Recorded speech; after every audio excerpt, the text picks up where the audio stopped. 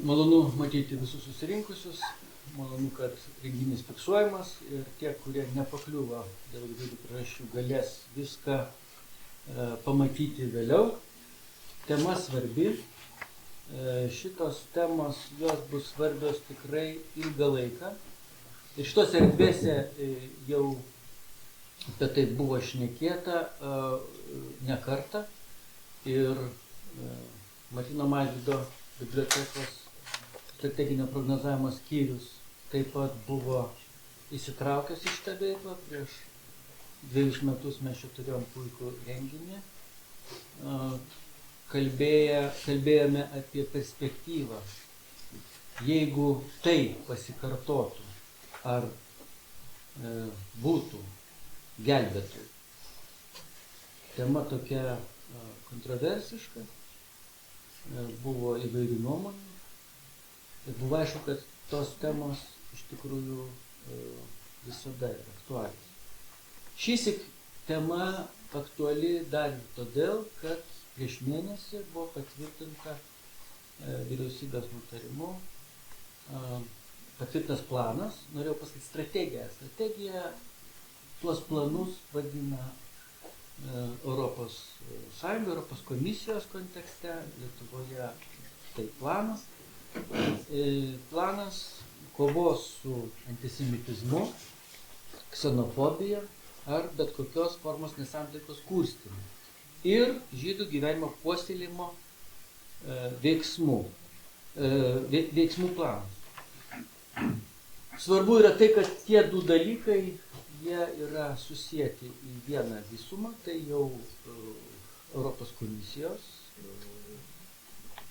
lygmens sprendimas ir rekomendacija šalims narėms turėti savo strategiją, savo planus, kaip galima būtų šią ir kovos ir puoselėjimo strategiją įgyvendinti. Greta to plano yra veiksmų planas, ten yra 157 pozicijos ir numatyti yra konkretus dalyviai ir įvairios institucijos, terminai, siekimi rezultatai, žodžiu, yra paruošta programa, kaip galima būtų ir kovoti ir puoselėti. Todėl mūsų šiandienos renginio toks ir pavadinimas atmintis ir ateitis. Kaip kova su antisemitizmu gali prisidėti prie žydų gyvenimo puoselėjimo. Tai va, tai tokia nedidelė introdukcija. Čia tarp mūsų yra žmonių, kurie žymiai geriau žino apie tuos dalykus ir dėl to mes juos atkviečiam. Aš, kaip šiuo atveju atstovaujantis Martyno Mažvydo nacionalinės bibliotekos strateginio prognozavimo skyrių ir žydų bendruomenė Vilnius, Lietuvos, Jeruzalė, tai yra Vilniaus žydų bendruomenė, kuri irgi prisidėjo prie šitą renginio organizavimą. Moderuosiu šitą renginį, o tarp mūsų yra gražus prelegentų būrys, tuo aš juos pristatysiu, pabandysime aptarti tuos dalykus, kurie iš tikrųjų yra viena vertus komplikuoti, antra vertus iš tikrųjų susiję su tam tikra veiksmų seka. Ką reikėtų padaryti? Manau, kad čia tas dėmesys ir koncentruosis į dalykus, kuriuos reikėtų padaryti, turint galvoje, kad planas yra patvirtintas, kaip jį papildyti, galbūt yra kokių nors nuomonių, kaip galima būtų patobulinti, pagerinti, visada yra galimybių tai padaryti. Tai štai, tarp mūsų yra Lietuvos žydų litvakų bendruomenės pirmininkė Faina Kuglianskį. Labą dieną. Tarp mūsų yra žmogus, kuris labiausiai, mano subjektyviu vertinimu, prisidėjo prie šio plano parengimo, tai ministras pirmininkės patarėjas teisės klausimais Aleksandras Radčenko. Taip pat Lietuvos gyventojų genocido rezistencijos tyrimų centro generalinis direktorius Arūnas Bubnys. Tai yra institucija, kuri bus tarp įgyvendintojų. Kai kurių priemonių. Politikas, politologas, čia svarbu, buvęs Seimo narys ir tikiuosi būsimas, ir buvęs ateities komiteto pirmininkas Raimondas Lopata. Ir šių erdvių šeimininkė, žmogus, kuris čia mus, taip sakant, globoja, Vilniaus žydų viešosios bibliotekos vadovė, Liana Jagitinskytė. Ji yra irgi kai kurių priemonių įgyvendintoja. Todėl mes čia turime ne tik žmonės, kurie kūrė tą programą, bet ir tuos, kurie prisiims atsakomybę ją gyvenimą. Tai dabar Aleksandrui porą įvadinių žodžių ir pradėsime mūsų diskusiją. Ačiū Ginai. Labą vakarą visiems. Iš tikrųjų, ačiū labai už kvietimą, ačiū labai už šios diskusijos suorganizavimą. Manau, kad tai tikrai labai geras ir teisingas žingsnis. Dabar apie planą. Iš tikrųjų, Ginai, jūs jau pasakėt daugelį tų dalykų, kuriuos ir aš norėjau tokiam įžanginiam žodį pasakyti. Tai 2021 metais Europos komisija patvirtino ES kovos su antisemitizmu strategiją. Ir toje strategijoje rekomendavo visoms valstybės narėms patvirtinti nacionalinius planus, strategijas, kažkokius dokumentus, kurie irgi prisidėtų prie kovos su antisemitizmu, ksenofobija, kitomis nesantaikos formomis. Iki šių metų sausio 21 dienos Lietuva buvo viena iš nedaugelių, iš tikrųjų, jeigu aš neklystu, 5 ar 6 valstybių, kurios tokio plano neturėjo. Dabar šita klaida, sakykime, bent jau ištaisyta formaliai. Aišku, mūsų laukia dar ilgas procesas, įgyvendinimas ir kova su kai kurių institucijų pasipriešinimo ir kova dėl pinigų, nes planui reikės pakankamai nemažų finansinių biudžetinių išteklių. Bet aš manau, kad tikrai žengtas labai svarbus žingsnis į priekį.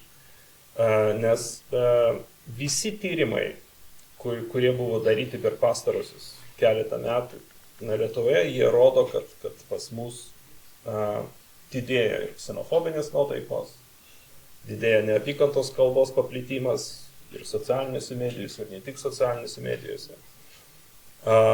Mes matom daugybę tokių neigiamų reiškinių. Ir aš labai džiaugiuosi, kad ir 19 vyriausybės programoje, ir 20 vyriausybės programoje buvo net 3 vietose įsipareigota patvirtinti būtent kovos su šiais neigiamais dalykais, reiškiniais veiksmų planą. Jau dar kartą norėčiau priminti, kad ir 18 Ingridos Šimonytės vyriausybė irgi pradėjo tam tikrus veiksmus rengiant tokį planą, bet tuo metu tiesiog buvo dėl įvairių priežasčių nespėta jo parengti ir patvirtinti.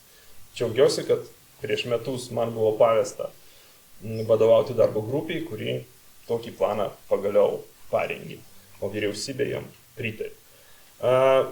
Matyt, mes čia daug galėsim šiandien padiskutuoti apie tai, ar jis yra tobulas. Tikrai jau dabar galiu pasakyti, kad ne.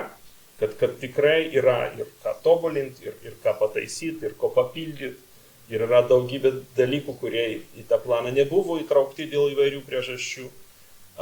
Bet dar kartą pasikartosiu, man atrodo, kad tai yra visgi geras pirmas žingsnis. Mes tikrai matom, stebim problemas. Aš labai džiaugiuosi, kad nežiūrint į kai kurių ministerijų, institucijų požiūrį, kad galbūt ta aprašomoji dalis esamos padėties analizė, kuri yra veiksmų plane, turėtų būti trumpesnė, galbūt nereikėtų tam tikrų problemų rodyti, galbūt reikėtų šiek tiek aptakiau formuluoti, kad nebūtų kažkokių po to bandymų panaudoti tą mūsų analizę prieš mūsų pačius, prieš valstybę. Man atrodo, kad gerai, kad mes visi sutarėm, jog visgi patvirtinsim planą ir esamos padėties analizę be jokių nutilėjimų, be pakišimų problemų po kilimu. Ir tai yra svarbu. Ir svarbu tai, kad mes patvirtinom 3 konkrečias užduotis. Tai yra visų pirmiausia kova su visomis formomis antisemitizmo, ksenofobijos, neapykantos. Antras uždavinys valstybė yra žydų gyvenimo puoselėjimas. ir trečias holokausto atminties puoselėjimas. Yra 157 konkrečios priemonės, kai kurios yra smulkios, sutinku, bet mums buvo svarbu parodyti, kad net labai mažais žingsniais ir mažais darbais mes galim prisidėti prie didelio daikto, prie tos neapykantos suvaldymo. Yra ir mano supratimu labai svarbių didelės apimties priemonių, kuriems, kaip ir minėjau, reikės pakankamai nemažų pinigų. Tai, ką mes iš tikrųjų, kas man buvo svarbu rengiant šitą planą, ką aš pastebėjau ir kas pagaliau ir buvo paguldyta į priemonės, tai kad pas mus lyg ir ta teisinė bazė egzistuoja. Lyg ir institucinės priemonės yra ir kažkas vyksta, bet trūksta tokio koordinavimo bendram valstybės lygmenį. Trūksta efektyvumo, trūksta kartais motyvacijos pas žmonės, kurie su tom problemom dirba, su tais neigiamais reiškiniais kovoja. Ir aš labai džiaugiuosi, kad plane atsirado priemonių, kurios bent jau iš dalies tas problemas sprendžia. Tai galbūt iš mano pusės tiek, labai džiaugiuosi, kad praktiškai su visais čia šito stalo sėdinčiais man teko bendrauti rengiant šitą planą, galbūt su Raimondu neteko, bet visi kiti vienaip arba kitaip dalyvavo ir aš labai jums esu dėkingas už šitas mūsų bendras pastangas ir kad, taip, netobulas, bet pirmas žingsnis padaryti. Jūs jau padarėte pirmą žingsnį kritikuodamas planą ir man atrodo, kad tą žingsnį galima būtų pratęsti. Aš labai dėkingas poniai Fainai Kublianskai, kuri rado laiko ateiti, jinai dabar turės išbėgti, bet mes ir išklausytume jos tam tikrų pastabų. Manau, kad šiuo atveju apsiribokime pastabomis, nes geri dalykai ir taip yra matomi, o pastabos ir priekaištai tokie konstruktyvūs yra tikrai svarbus. Taigi. Taip, pirmiausia noriu padėkoti apskritai, kad tas planas atsirado, bet aš labai norėčiau, kad jūs suprastumėt, ką reiškia tas planas. Tas planas tai yra strategijos įgyvendinimo planas. Ne šiaip savo planas, kad 5 metus per 4 metus padaryti, bet tai yra strategijos, kuri buvo priimta Europos komisijos įgyvendinimo planas. Aš pati esu Europos komisijos antisemitizmo, kovos su antisemitizmu grupės narė ir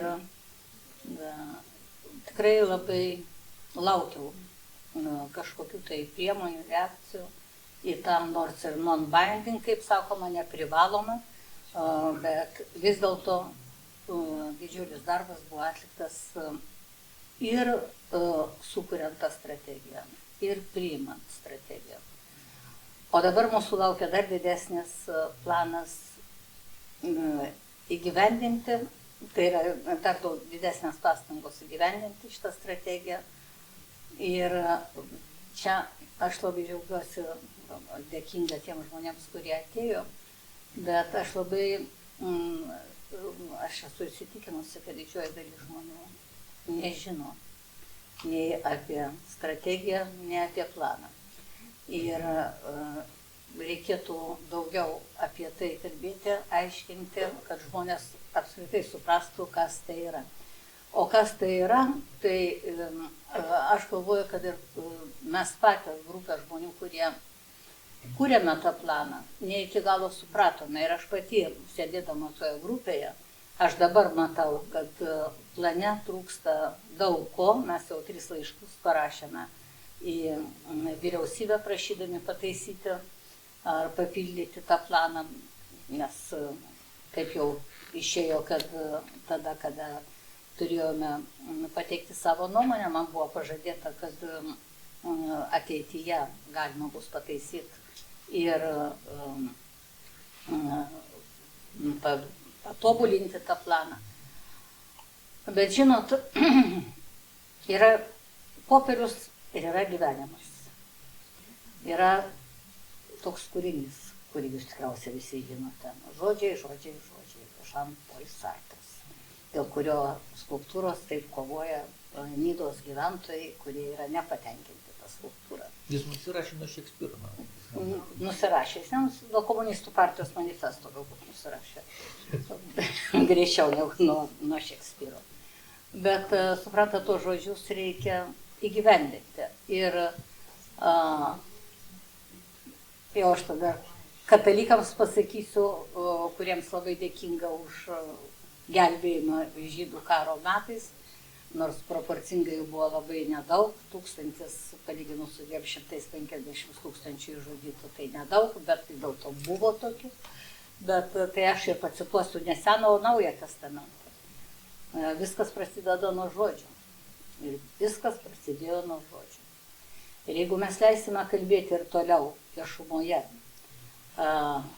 dainų formą, eilėraščių formą ir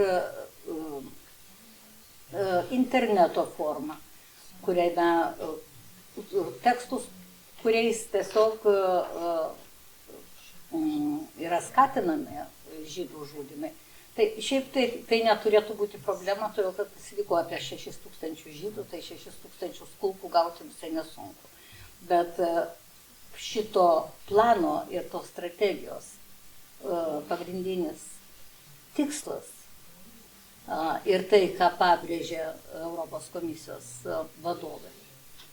Mes nenorime, kad žydai išvažiuotų iš Europos. Mes norime, kad žydai Europoje jaustųsi kaip namuose. Aš galėčiau tai perfrazuoti, mes nenorime, kad žydai išvažiuotų iš Lietuvos, mes norime, kad žydai jaustųsi Lietuvoje kaip namuose.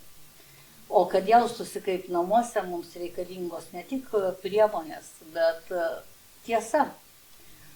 Jeigu jinai net ir nemalonė, ir jeigu net praėjo labai daug metų, bet vis tiek mums reikalinga tiesa ir mums reikalingas supratimas, ką tai reiškia žydų bendruomenės puoselėjimas. Mes visai neseniai minėjome Holokausto aukų atminimo dieną. Tai ponas Bubnys geriau už mane papasakos, kadangi genocido rezistencijos centre tas praėjo. Tai aš galvoju, kad jis, jeigu kas nors turės klausimų, tai jis ir papasakos apie tos dienos minėjimą. Visai neužilgo mūsų laukia gelbėtojų minėjimo diena. Aš net nesu įtraukta jau 3 metus, nei organizacija, nei grupė, nei vieno žydo tenai nėra. Nors gelbėjo ne ką nors kitą, o gelbėjo žydus ir aš noriu padėkoti už tai, kad gelbėjo žydus. Bet aš turiu dėkoti pagal kažkieno tai scenarijų, o ne pagal žydų scenarijų. Tai mes žydai kitaip tą dieną minėsime, mes pasimelsime už mūsų gelbėjusius žmonės, o aš turiu tokią teisę sakyti, kad aš esu iš gelbėtojų šeimos ir netiek daug tokių kaip aš yra likę. Ir kadangi nėra paminklų iki šios dienos gelbėtojams, tai įeina į planą, tai įeina į strategiją, tai įeina į tai, kad žydai jaustųsi čia patogiai. Todėl, kad aš, pavyzdžiui, noriu padėkoti savo gelbėtojams. Tai aš aišku, savotišku būdu aš dėkoju ir taip toliau, bet aš neturiu galimybės oficialiai šito padaryti. Ir aš neturiu galimybės netgi dalyvauti, nieks manęs nekviečia dalyvauti, sukuriant tą scenarius. Gerai, sakykime, aš nesu toks poetiškas žmogus, bet yra tikriausia kitų žydų, ir mokslininkų, ir dailininkų, ir menininkų, įvairių profesijų žmonės, kurie galėtų pasiūlyti ir turėtų teisę dalyvauti, kalbant apie žydų gelbėjimą. Aš nenoriu daugiau minėti, čia pas mane yra, ką mes padarėm dabar paskutinį kartą. Mes sulyginome planą, kuris buvo priimtas Lietuvos vyriausybės, su strategija, kuri buvo priimta Europos Sąjungos. Nėra ten tokių akibrokštų, kad jau būtų baisu, bet yra taisytinų dalykų ir mes, mūsų bendruomenė, siūlo pataisyti kai kuriuos svarbius, aš sakyčiau, svarias priemonės, bet pagrindinis dalykas, aš labai norėčiau, kad ir tie, kurie kūrė šitą planą, ir tie, kurie manęs klausosi, ir tie, kurie girdi Lietuvoje, tai nėra tiesiog priemonių planas, kur padėjai paukštuką ir pasakėjai visai Europai ir mes turim tokį priemonių planą. Ne. Tai yra sudarimas atmosferos tokios, kad nenorėtum išvažiuoti į tokią valstybę, kurios kalbos nesupranti ir iš vis nesupranti, kas ten darosi. O čia kalbą supranti, viską supranti, kas darosi, bent jau tau taip atrodo, tu moki skaityti internetą, ten, reiškia, pasodinam specialų žmogų, kuris tas visas šiukšlės turėtų išmesti, nes gėda skaityti, tiesiog gėda skaityti. Ar šūkius užmušinėti žmonės, kur tai matyti. Tai aš tikriausiai nežinau, spontaniškai, nes turiu čia atsinešus popierių, bet bus matyti labai neįdomu, jeigu aš pradėsiu skaityti šituos raštus, taip kad kam bus įdomu, visat gali susitarti dėl laiko ir mes galbūt bendruomenė, aš tiesiog šiandieną tokioj situacijai, kad skubu, bet mes bendruomenė galėtume surinkti ir daugiau žmonių ir pasidalinti, kokie mūsų lūkesčiai strategijos pačios, kokie mūsų lūkesčiai valstybės vadovų, kurie priėmė šitą planą. Tai yra priimti vienas dalykas, vykdyti kitas dalykas, bet sudaryti atmosferą, kad žmonės čia jaustųsi taip, kaip turi jaustis. Tai yra tikrai tas didelis uždavinys, kuris, man atrodo, kyla šitoj valstybėje. Ačiū.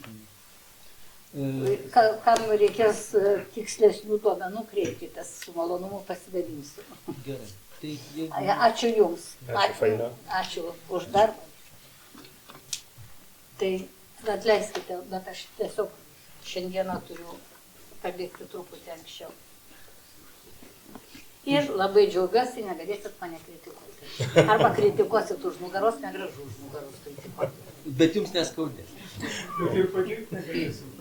Ir nereikia tiek to, bet tuščia vieta, tuščia ilgai nebūna. Todėl aš vis tiek norėčiau užimti šitą vietą. Palaukau, bent Faina išės. Tam, kad čia skaidrumo yra sąlyga. Tarp mūsų yra žurnalistetikos inspektorius, ombudsmenas. Žmogus, kuris irgi įtrauktas į tam tikros dalies tų priemonių vykdymą. Dainiau, jeigu jūs čia prisėstumėte, dar Kritika pasakė Faina, man tai gerus dalykus, labai gerai, ačiū. Čia ir estetika, nes turi vis tiek vieta būti pilna ir svarbus reikalas. Aš dabar norėčiau vis dėlto į Raimondą kreiptis kaip į politiką, nes tai, ką dabar girdėjom, iš dalies yra kalba, buvo Fainos kalboje ir konkrečių dalykų, bet jie buvo susiję su priemonėm, kurias galima būtų pakoreguoti, pridėti, papildomai ir taip toliau. Bet greta to buvo ir tam tikro tokio, ir nerimo, ir gal net nusivylimo ta bendra situacija, atmosfera, kurioje mes dabar esame. O esame mes ne tik Lietuva, bet ir Europa ir visas pasaulis tam tikro antisemitinių nuotaikų sustiprėjimo laikmetį. Ir tas planas tikrai savalaikis viena vertus, antra vertus, matyti tai irgi reikia atsižvelgti jį realizuojant. Vat būtent tas politinis aspektas čia svarbus. Juolab buvo paminėti eilėraštukai, aš jau suprantu, daugelis turbūt suprato, į kurią čia pusę buvo pagaliukas mestas. Tai aišku, kad Lietuvos politinis elitas, politika yra ne vienareikšmė šiuo konkrečiu atveju. Na, tai noriu pasakyti, mes iš tikrųjų gyvenam tam tikram paradokse. kai antisemitinė valdžia priima antisemitizmo planą, tai faktas. Toks gan graudus faktas, žinom jo pasiekmes, turiu omeny ne to dokumento, bet to, ką patiria Lietuva, ypač tarptautiniai arenui, dėl to fakto, kad mes turime antisemitinę valdžią. Apie tai mes pradėjom kalbėti, turiu omeny liberalai, pradėjo kalbėti tik atsiradus, kuri čia dabar jūsų 19 vyriausybė.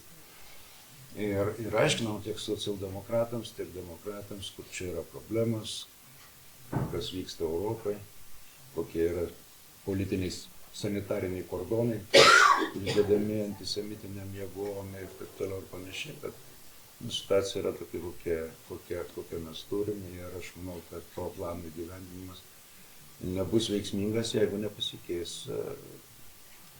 valdančioji koalicija, jos sudėtis šiuo. Gal turbūt reikėtų ir pabrėžti tai, kaip gimė Europos strateginis dokumentas. Tai tas aktualu ir mums.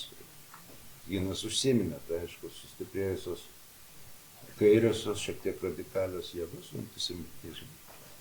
Lygiai tas pats liečia ir radikalesnę dešinę, kalbu apie Europos Sąjungos valstybės narės, kur iš tikrųjų matėm kai kuriuose iš jų, arba kai kurių iš jų politinių jėgų sandėrius su antisemitinėm jėgom, tai irgi faktas. Ir tas sukėlė be jokios abejonės ir atoveiksmį tų valstybių visuomenės. Na ir turbūt dar vienas svarbus momentas, kalbant apie tą kontekstą, kuriame gimė tas strateginis dokumentas, tai be jokios abejonės artimieji rytai ir situacija pirmiausia. Kaip matome, sakant, Palestinos dviejų valstybių koncepcijos neserializavimas sukėlė visoje Europoje, tame tarpe ir Lietuvoje, kaip sakant, nevienareikšmiškų vertinimų. Tai gal du dalykai ir trečias, kuris man atrodo svarbu tą prisiminti. Kai Aleksandras paminėjo, kad priėmus Briuselį Europos komisijos tą strateginį dokumentą, Lietuva kartu su 4 ar 5 valstybėm buvo likusios neturinčios tokio veiksmų plano, tai aš tik noriu priminti, kad mes turėjome. Čia mūsų ne pirmas bandymas. Jeigu jūs prisimenat mūsų stojimą Europos Sąjungą ar NATO, kuriame iš tikrųjų tolerancija ir mums buvo nemažai priekaištų dėl nenorėjimo pripažinti istorinės tiesos ir holokausto, tai gimė visos programos. Turėjom programą. Ir kaip reikalas, aš manau, kad panašaus dydžio, bet, kaip matote, tas problemas neįsprendė. Tai aš nežinau, čia teisingai sakoma, kad labai svarbu ne tik, taip sakant, turėti planą, veiksmų priemonės, taip toliau, pinigus galų galėtus, turbūt nemažiau svarbu, bet ar tai padeda įveikti tą, su kuo bandoma kovoti, aš nežinau. Mūsų patirtis rodo tą nedidelę, kad ne. Ir kodėl ne? Čia diskusijos objektas, mes turbūt čia neišdiskutuotume. Bet gal nuo to ir vertėtų pradėti, nes... Tai būtų iš tikrųjų tos istorinės tiesos paieškos. Na, pavyzdžiui, mes neslepiam, ar ne? Neslepiam, kalbėdami apie antisemitizmo Lietuvoje apskritai šaknis, prisimenam tautinį atgimimą dar 19 amžiaus pabaigos, galų gale Kudirką ir jo antisemitinius kai kurios pareiškimus ir eilėse, ir publicistikoje, bet, pavyzdžiui, nežinom, kodėl jis taip elgėsi. Žinot, kad Kudirka be to, kad buvo dainius, smuikininkas, leidėjas, kitaip tariant, tuo metu nacionalinis lyderis, jis buvo ir bankininkas.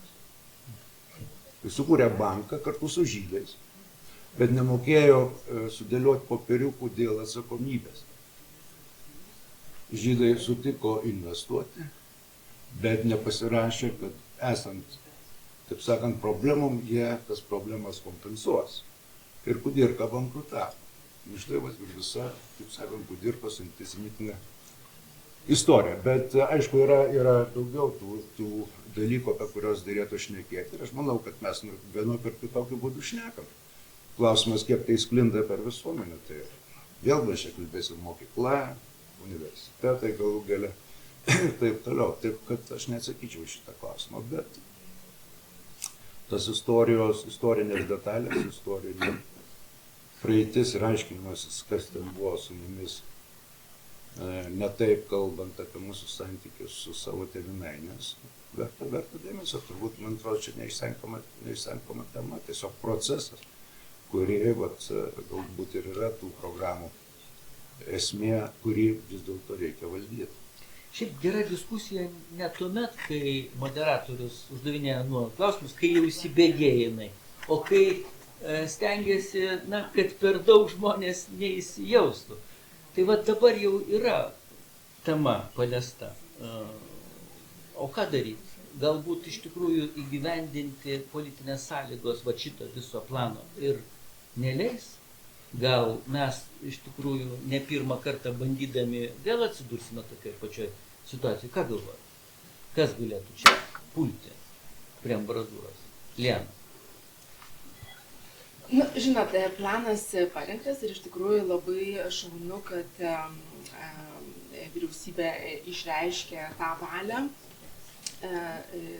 šitą planą įteisinti, bet manau, kad veiklos vyksta. Gal teisingai čia buvo paminėję kažkas, kad trūksta koordinavimo, bendradarbiavimo, bet šiandieną Lietuvoje veikia įstaigos, organizacijos, kurioms rūpi, kurioms nereikia motyvacijos, nes jos yra motyvuotos.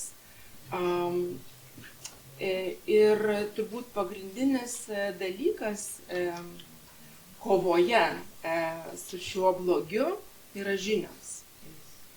Tai kaip Vilniaus žydų viešosios bibliotekos šiuo atveju atstovė, ką galiu pasakyti, ką mes darom, man sunku kalbėti apie kitus, nors tikrai stebiu tą bendrą lauką, mes stengiamės kuo plačiau atverti šios bibliotekos duris, kur mes turime per 14 000 knygų fondą, žydų tematiką, žydų autorių.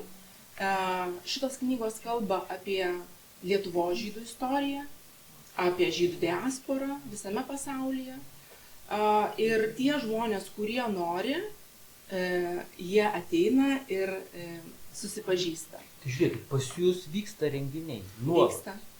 Jums nereikia jokio plano, jūs ir taip viską darote. Kaip, mums reikia plano. Nes už plano pinigai. Bet mums nereikia šito plano, nes mes iš šitos pinigus nepretenduojam, jeigu čia taip pakomentuoti. Nes mes taip ar taip veikiam.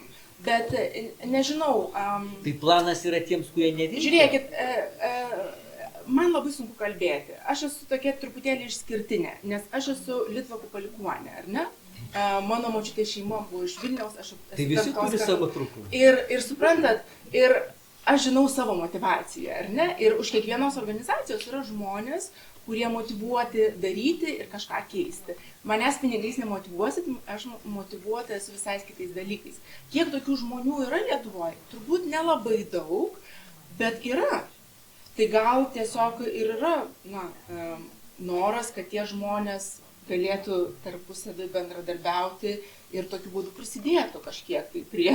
Galiu aš tiesiog sureaguoti, nes teisingai viską pasako, nes iš tikrųjų, tą, ką mes pastebėjom tiesiog rengdami tą planą ir bendraudami ir su žydų bendruomenės atstovais, ir su kitų tautinių bendruomenių, ir su nevyriausybininkais, ir su eibė kitų žmonių, ir mokslininkų, ir nemokslininkų.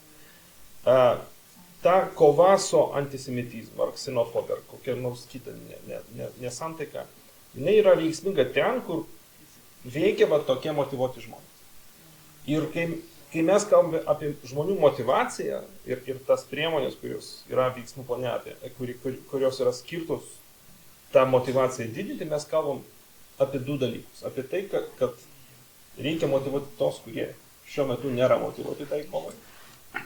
Mokytojus, policininkus, prokurorus, valstybės tarnautojus.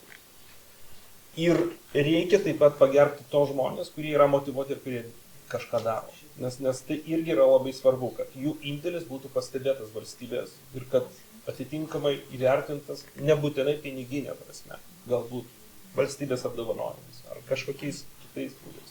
Ir tam tos priemonės yra skirtos. Ir taip iš tikrųjų, vėlgi pasikartosiu, tą, ką mes pastebėjom irgi, tai kad tų veiksmų daroma labai daug, bet trūksta tokio bendro vaizdo. Vat valstybė iš tikrųjų tų bendro vaizdo neturi. Tai dabar tas bendras Dabar vaizdas... aš tikiuosi, kad atsiradus koordinuojančią instituciją, kuri turės būti po kelių mėnesių paskirta, mes turėsim bendrą vaizdą, mes turėsim statistikas, mes galėsim iš tikrųjų žiūrėti, kodėl, pavyzdžiui, vienose savivaldybėse yra daug veiksmų skirtų kovai su antisemitizmu, holokausto atminčiai puoselėjimui, žydų ten kultūros paveldo išsaugojimui, o kitose savivaldybėse lyg ir niekas nevyksta. Kodėl yra tokie skirtumai? Tai vat tą reikia viską sudėlioti ir kažkaip įgalinti tos visus kitus, paskatinti. Tai aš manau, kad tai yra tie kertiniai dalykai tame plane. Visus kitos priemonės irgi svarbios, bet man kas norėtųsi labai pabrėžti, tai kad koordinavimas ir motyvavimas jis veda prie efektyvumo. Aišku, kad aš negaliu sutikti su Raimundo vertinimu, kad tai yra antisemitinė valdžia. Aš nepritariu Remigijaus Žemaitaičio tiems pasisakymus, ne kartą tai viešai esu pasakęs. Bet aš nesu partinis žmogus, aš nedalyvauju jokios partijos veikloje ir aš, aišku, neturiu Jis patikslintų koaliciją. Aš neturiu įtakos koalicijos sudėčiai. Tai ta prasme, aš bandau daryti kažką gero tom sąlygom, kokios yra dabar. Aš tikrai nemanau, kad tai yra antisemitinė valdžia. Jeigu tai būtų antisemitinė valdžia, matyt, neatsidurtų programoje įsipareigojimas patvirtinti kovos su antisemitizmu planą. Nebalsuotų visi ministrai tame tarpe ir Nemuno aušros ministrai už šitą planą. Aišku, pažiūrėsim, kaip seksis įgyvendinti. Galbūt aš turėsiu atsiprašyti Raimundo, bet kol kas aš manau, kad kažkoks darbas yra padarytas. Atsiprašau, bet Lianai tada žodis. Aš, žinot, truputėlį reflektuodama į tai, kas čia dabar buvo kalbėta apie valdžią, vis dėlto valdžia yra visuomenės atspindys. Ir kokia šiandieną yra valdžia ar koalicija, irgi atspindi visuomenę. Jeigu yra problema, mes nebandykime jos užglaistyti, ką mes visą laiką darom. Mes ją dabar akivaizdžiai matom. Ir akivaizdžiai tai yra matoma valdžioje. Tai yra pirmas signalas. Ir dėl to turi būti reaguojama, turi būti daroma. Jeigu visuomenė nebūtų tokia, nebūtų tokios valdžios. Arūnai, jūsų norėčiau paklausti. Pirmiausiai, jūs vadovaujate instituciją, kuri ir taip ilgus metus jau tą daro. Jeigu teisingai prisimenu, 92 metais yra įkurtas jūsų centras. Taip, centras įkurtas buvo 92 spalio mėnesį ir iš tikrųjų tas kai kurios veiklas, kurios yra įtrauktos į šitą planą, mes jau vykdom senai. Pavyzdžiui, yra toks projektas Holokausto aukų vardai gyvi. Ir šitas projektas yra finansuojamas vyriausybės kanceliarijos. Ir pirmas toksai informacinis stendas, kuris pagal šią programą buvo pastatytas 2011 metais, Leipanėje. Tai buvo, sakykime, atidarimas. Ten yra informaciniai stendai konkrečioje vietovėje, miestelėje, skirti to miestelio žydų bendruomenės istorijai ir tragiškam likimui. Tai tokių dabar jau esame stendų įvairiuose Lietuvos vietovėse pastatė kelias dešimtis. Čia mano kolegė Rima gal gali tiksliai pasakyti, kiek dabar jų yra tokių. Žinoma, tokių žydų žudynių vietų, holokausto vietų Lietuvoje buvo per 200 ir sakykime, su tokiu tempu, kokiu mes dabar dirbam, pavyzdžiui, vykdom šitą projektą Holokausto aukų vardai gyvi, tai reikės dar daug metų, kad sakykime, pažymėti visas holokausto vietas Lietuvoje. Ir čia irgi skirtingai nuo Liana, nuo tavęs ir galbūt nuo kitų, čia yra finansavimas, yra labai reikšmingas dalykas Ir jeigu būna didesnis finansavimas, mes galim padaryti žymiai daugiau darbų, negu, pavyzdžiui, dabar padarome. Tai kitas toks gražus projektas, keli metai vykdomas, tai sakykime, yra pasaulio tautų teisuolių kapų žymėjimas, nes irgi dar jau turim tokį visuomenininką, labai aktyvų žmogų, Taurą Budzį, kuris pats sugalvojo šitą idėją ir pats ją įgyvendinama ir ateina, reiškia, finansavimas po kelių metų iš vyriausybės kanceliarijos ir mes kartu, reiškia, su Tauru Budziu šitą projektą vykdom. Tai yra du tokie dalykai, kurie yra tarp šitų 157, reiškia, priemonių, kurias yra patvirtinta plane, bet yra, žinoma, tai galima sugalvoti ir daugiau priemonių, ir vis tiek vyksta ir edukacinis, reiškia, tam tikras moksleivių ūkdymas Tuskulėnų memorialinėme parke, yra toks nacionalinis moksleivių konkursas apie nacizmo ir komunizmo padarytas, reiškia, nusikaltimus Lietuvoje, kurie dalyvauja moksleiviai iš daugybės, reiškia, Lietuvos miestų. Na ir galbūt naujas dalykas, kuris šiuo metu negalime jo įgyvendinti, tai yra, mes apimam tik tai patį, reiškia, nedidelį Lietuvos žydų istorijos laikotarpį. Tai yra, sakykime, faktiškai nuo 40 iki 45 metų. O dabar yra įtrauktas pagal naują centro įstatymą, priimtas praeitais metais, tai žodžiu, mums pavesta, reiškia, tyrinėti nepriklausomybės kovas. Tai yra 18-20 metai. Ir aš čia matau galimybę, sakykime, tai susijęti ir su Litvakų istorija, reiškia, tyrinėti ir tuos, reiškia, Lietuvos žydų savanorius, kurie dalyvavo nepriklausomybės kovose. Jūs užsiminėte apie kapines, aš vidinę ausim girdžiu. Tarp mūsų yra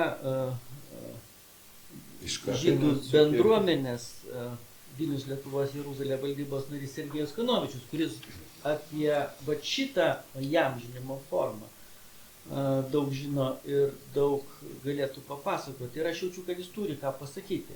Gal, Sergejau, suprantu, kad aš jūs užklupau, bet protingo žydo galvoje visada yra mintis, kurią jisai gali išsakyti. Na gal susitarkim, aš čia pritarčiau Orijanai, kad geriau už žydo turbūt niekas nepaaiškins, reiškia, kas yra antisemitizmas. Mes tai sugeriam labai. Sergejau, jeigu galima būtų, aš atsistosiu, ateikit čia, nes mes turim fiksacijos priemonės. Ir visą tai kažkaip turėtų išlikti. Arba, pavyzdžiui... Jo, bet kažkaip taip... Sveiki, labą vakarą, su kuriuo pasisveikinu.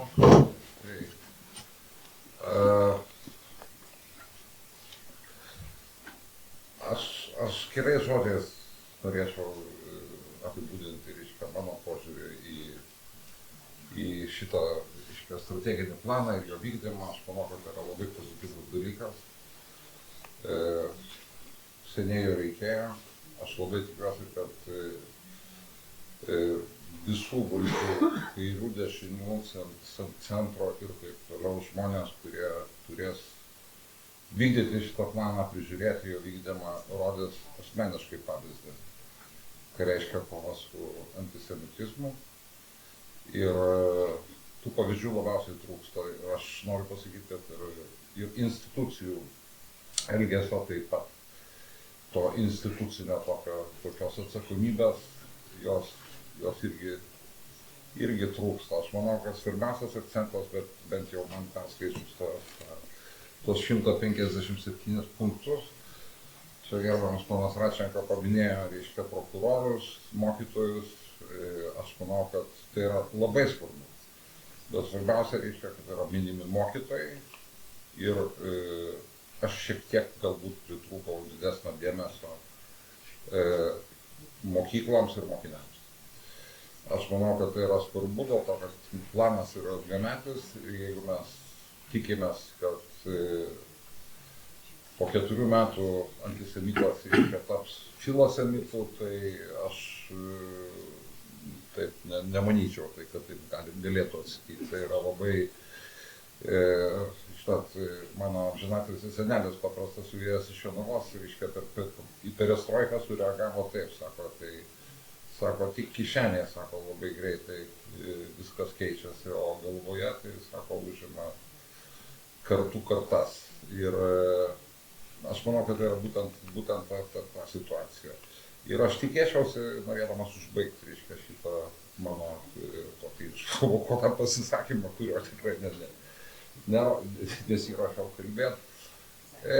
Aš labai gerbiu Arūno darbus, tyriamosius darbus, kuriuos jisai padarė, bet aš turiu pasakyti, kad aš esu labai nusivylęs genocido centru kaip institucija ir ne tik tai jums vadovaujant, bet ir daug anksčiau.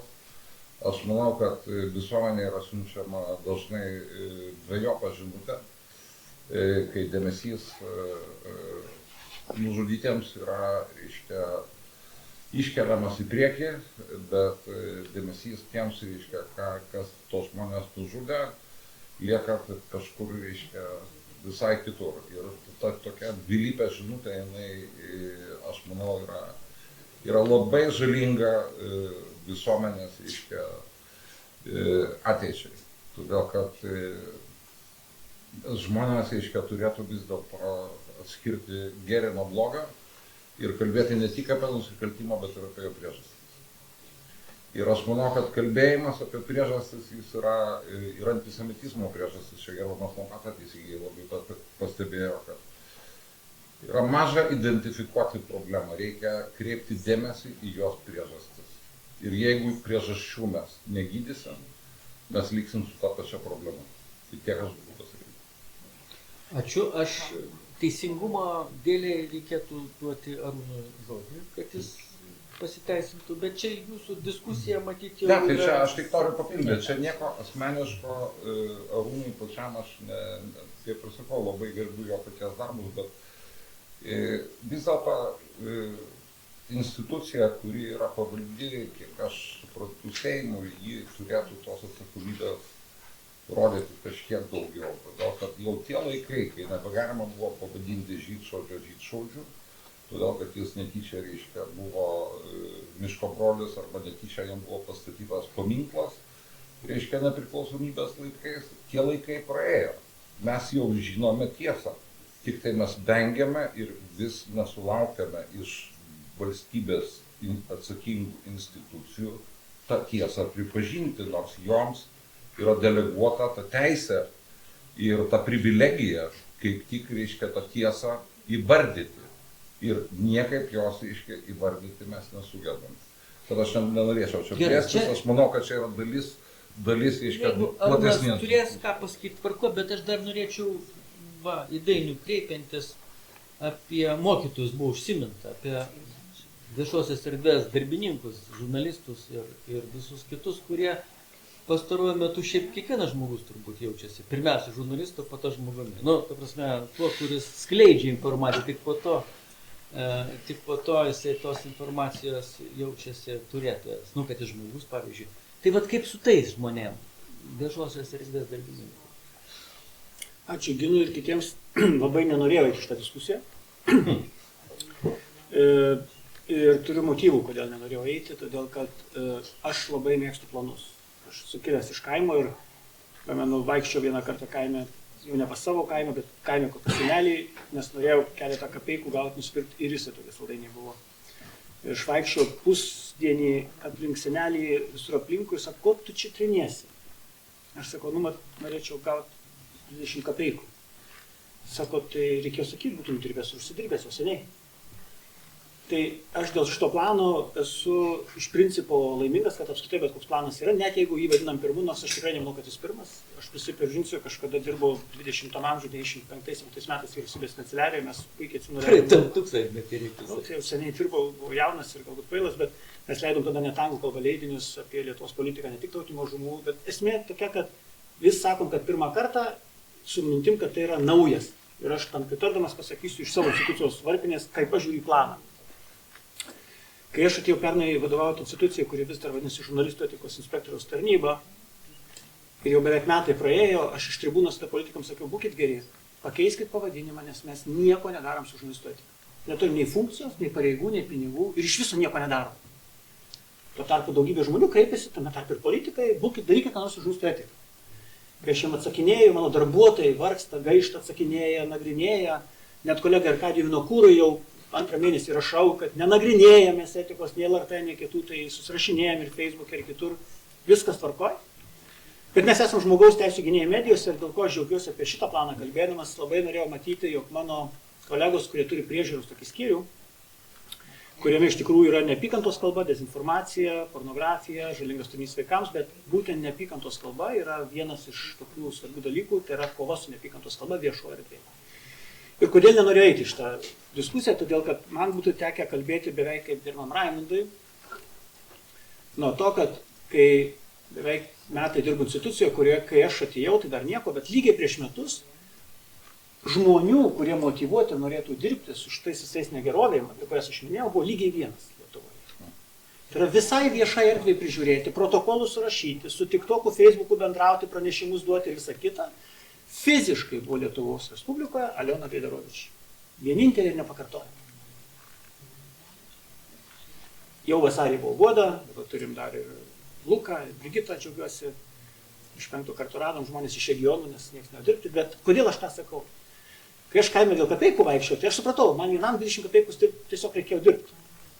Bet kai aš atėjau šitą įstaigą dirbti, viešai nekalbėjau, iki tol turbūt, kad tik tai Mažvydo bibliotekoje gal ir 2 kartą užsimenu apie tai. Aš džiaugiuosi, kad yra planas, nes galbūt tas planas leis mums truputėlį pažiūrėti, kaip surinkti žmonės, kuriems rūpi. Ir duoti tos instrumentus. Pavyzdžiui, mes dabar džiaugiamės, kad gavom dirbtinio intelekto tokį treniruojamą įrankį, čia nenoriu daug kalbėti, bet jis tikrai mums labai padeda iš YouTube'inių, kitų vaizdų, video, valandom, kur žmonės šneka baisius dalykus tarp eilučių, su eilutėm ir eilučių ženklais, kažkam reikėjo žiūrėti ir taip toliau. Ir Ginai, kodėl aš nenorėjau eiti, nes tu manęs paklausai to, ko aš bijojau, kad paklausai. Apie kažką, ką daro žiniasklaida ir žurnalistai, ir kad žmonės dabar visi ten kažką daro kaip žurnalistai. Tai ne, jie nedaro kaip žurnalistai. Dabar jie pirmą parašo, po to žiūri, kas iš to gavosi, ir po to sako, klausyk, aš visai ne to turėjau galvoje. Ir man teko ir pernai, ir šiemet rašyti protokolus ir viešiem asmenim, ir politikam beje už nesantaikos kurstymą. Ir aš messengeriu, elektroniniais paštais, telefonais, vieno politiko šiaip netaip išsireikalavau, kad protokolą aš to surašysiu, vis dėlto sakau, gerbiamas, kaip sakant, Seimo nariai, pašalinti reikia, ne kad nubausiu tą, ištrink. Ištrynė pagaliau, bet tai truko ne vieną savaitę.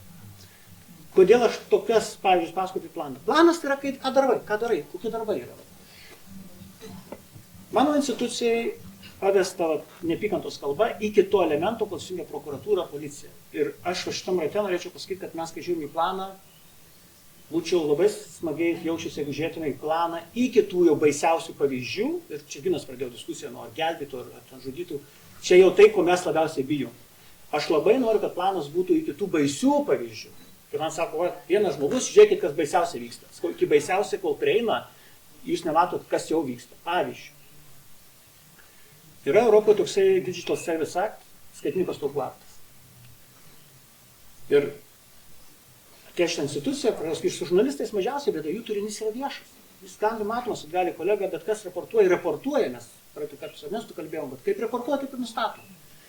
Bet, pavyzdžiui, yra tokia išimtis, namų ūkio išimtis, kur niekas negali kištis, net mano institucija, pavyzdžiui, grupės Facebook'e 10 000 žmonių, kartais ir daugiau ar mažiau, teoriškai uždara grupė, kur dalinasi ir juokeliais, ir pagaliukais, ir anekdotai, kur dalinasi berankuo, kas akivaizdu veda į tuos baisiausius dalykus, gal dar šiandieną tai nėra tai, bet jau yra brudas visiškas, ir ten yra viešų asmenų, neviešų, bet tai yra formaliai uždara erdvė. Tas skaitmeninių paslaugų aktas neleidžia nei mano institucijai, nei kitam, kol nepadaromi baisus labai dalykai, niekaip reaguoti ir net tyrimų daryti administracinę tvarką. Šitam rate galiu pasakyti, yra ką mums veikti, ES strategiją minėjote, planą minėjote ir aš adresuoju vėl mūsų vyriausybei ir kitom institucijom, ar darysim ką nors su tom kabutėse uždarom grupėm, kurios įtraukia žmonės su bjauriausiais poreikiais tyčiotis iš žmonių. Ir čia minėm, šiandien vieną temą, bet yra ir kitom temom, kurie tiesiog nuo ryto iki vakaro. Jie neturi laiko, kada knygų skaityti, vaikščioti biblioteką, nes jie taip rašo intensyviai tenai.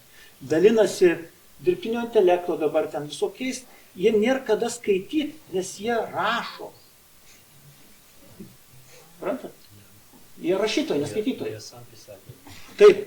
Ir aš iš šito plano vis tiek labai tikiuosi, nes man kaip institucijos vadovui džiugu, mes su kolegė Liona, šiandien buvo susėdę, štai kolega buvo užėjęs, mes turim planą, kaip dirbti, bet aš Ernestui, reiškia, kolegai irgi sakiau, jeigu nebus žmonių, nieko nebus, jos planas neveiks, nei tu tinsi kartas, nes protokolą turi surašyti, dar kažką padaryti žmonės. Ir man baisu sakyti, kad aš buvau žurnalistų sąjungos pirmininkas, kuris norėdavom ginti žurnalistų teisę, šiandien turiu kreiptis, sakydamas, kad iš to masto, kuris yra matomas ir dar nematomas uždarose grupėse, su tiek mėšlino turinio, nei vienas, nei du žmonės nebesusitvarkys.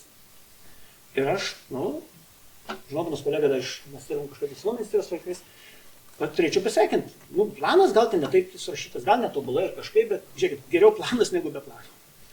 Tai aš žiūriu į turinį, jeigu institucijom bus bent keli žmonės, dirbtinį intelektą mes turim, bus dar kažkokie instrumentai, bus progresas. Bet turiu pripažinti vieną dalyką visai problemu. Dar pernai, man atrodo, nebuvo plano jokio.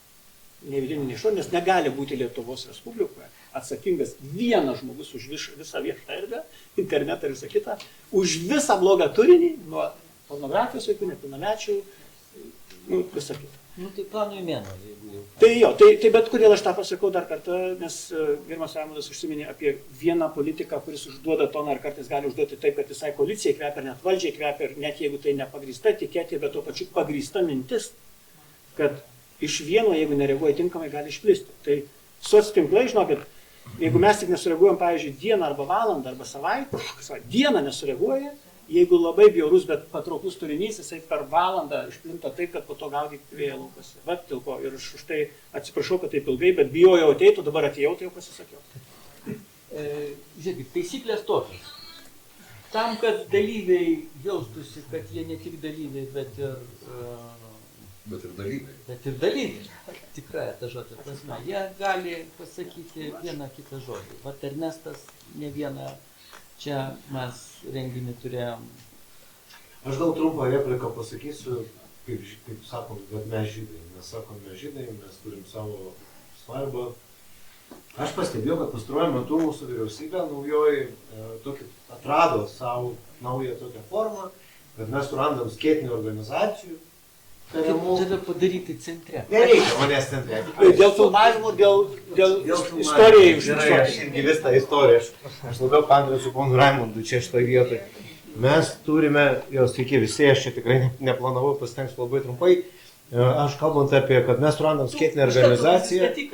Jo, aš esu Ernesta Lesen ir šiuo atveju esu Vilniaus žydas. Tegul būna taip šį kartą, nes tai bus Lietuvos žydas, Lietuvos žydų palikonis. Kadangi aš kaip Liana turiu daug labai motyvacijos be savo visų veiklų viešų, kodėl atmintis mano protėvių ir Šiaulių kraštų, ir Žagarės, ir Žiežmarių, ir Telšių, kodėl mano draugų tėtis Dovydas Undilovičius stato paminklus gelbėtojams, apie viską galbūt. Aš ne visada sutinku su pona Faina Kuklianski, bet sutinku su to, kad mes nedalyvaujame ten, kur mums yra svarbu pagerbti tai, kad mes esame čia, nes dėka tų žmonių, kurie išgelbėjo mūsų tėvus, protėvius, mes esame čia ir kalbam apie tai ir turim tai išsaugoti. Bet vis surandam skėtinę kažkokią organizaciją, tą, kur mes galim su kuria suderinti planą, mes galim su ją sugalvoti kažką daryti.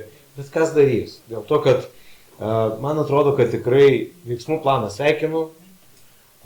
Manyčiau, kad ir pritarsiu sporto rūmų istorijai. Jie reikia uždaryti.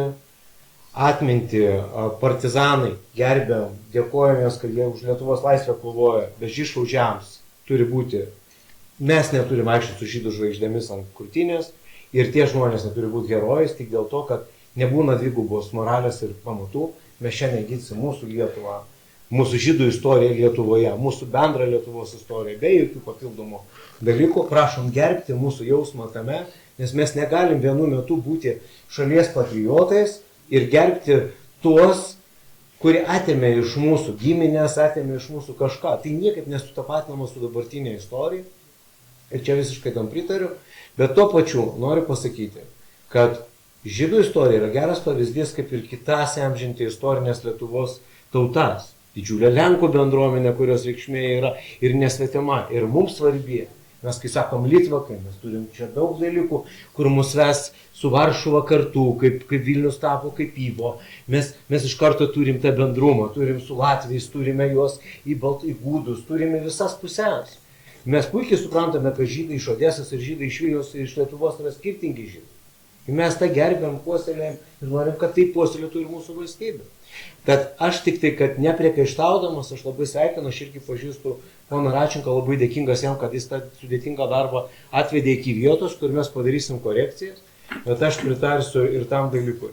Vien sudėtingos atminties atsiminimais apie praeitį ir skausmais mes ateities nepastatysim.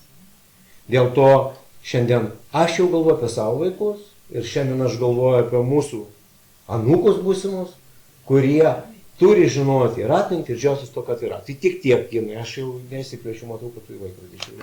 Ačiū, aš tik tiek norėjau pasakyti. Labai ačiū. Kas čia gali ką papildyti? Taip. Jeigu galima, va čia yra laisva kėdė. Dabar jau ir neišita. Ačiū labai. Esu Julius Norvila. Kai kurie mane pažįsta čia kaip žmogų, kuris mokė Vilniaus žydus jidiš kalbos. Tą patį dariau Bialystoke, Kaune. Mano įsitikinimu, kad priešiškumas žydams yra visų pirma lietuvių problema. Tai lietuvių civilizacijos problema. Ir dabartinės jo labiau. Ir tada yra mano toks klausimas rengėjams. Kaip čia atsitiko, kad į tą dokumentą, numeris 33 sausio 21, atsidūrė tokios skirtingos grupės. Mes šiandien kalbam ksenofobija, priešiškumai, ar ne, kaip neapykanta. Ir atsidūrė tokios priešingo, labai įvairios grupės. Mes turim ir žydus, turim ir LGBT, ir turim romus, ir turim migrantus. Ir ką toks sudėjimas į vieną dokumentą tokių skirtingų, tokios margos grupės, ar jis iš tikrųjų padeda žydams. Aiškia, tas dokumentas, kuris turėjo tapti tokiu ginklu prieš tą tokį, kaip tas antisemitizmas, bet aš sakysim, priešiškumas neapykanta žydams, tapo universaliu krepšeliu, kuriame atsidūrė grupės, kurios turi radikaliai priešingus interesus ar net priešiškas nuostatas. Iš tikrųjų, labai geras klausimas daugam. Jo, ir dabar, tas yra, kad toks sudėjimas, reiškia tai, kad yra vienas dalykas, kad yra tos neapykantos žydams kaip ir paneigimas, nes tai yra antisemitizmas, kaip mes čia naudojam tą žodį antisemitizmas, tai nėra tiesiog dar viena rasizmo forma. Tai yra specifinė sąmokslo teorijomis grindžiama ideologija. Ir įtraukiant žydus į vieną sąrašą su migrantas ir LGBT, ištrinamas unikalus pavojaus pobūdis, kurį kelia būtent tas priešiškumas žydams. Kitas dalykas, kad yra kaip migrantai, ar ne, kur didelė dalis yra iš musulmoniškų kraštų ir didelė dalis yra radikalizuoti linkę. Aš tą kalbu iš to, kad aš gyvenu netoli tos vietos, kur jie renkasi ir aš pasikalbu kartais su žmonėm. Ir tos musulmonų bendruomenės, jos kai kuriuose vakarų šalyse yra pagrindinės naujojo antisemitizmo skleidėjos. Įrašant tiesiai tą patį apsaugos planą, sukuriama moralinė lygybė tarp persekiojamos mažumos ir tarp tų, kurie potencialiai gali būti persekiojimo iniciatoriai. Ačiū. Tai aš suprantu, kad čia neišsiplėst likti. Gerai. Jo, aš paskutinį tą vieną tik tai, kaip jūs atsimenate tą istoriją, šitoje aplinkoje žydiškose namuose galima prisiminti Bibliją, Teisėjų knygą, kur yra pasakojimas apie Samsoną. Čia yra toksai truputį ironiškas, autoironiškas žydų pasakojimas apie save, bet jis vienu momentu, jis ten, buvo konflikte, jisai pagavo 300 lapų, jie surišo poromis ir kaip sakyti, statė deglą tarp uodegų ir jas išleido. Tai man toks sudėjimas į vieną krepšelį priešingų grupių taip sakyti, primena būtent tą Samsono istoriją, kada yra atleidžiamos lapės kartu, tikintis, kad jos kažkaip sudegins tą priešiškumą žydams, kada iš tikrųjų jos viena kitos nekenčia toj grupiai. Tai tiek.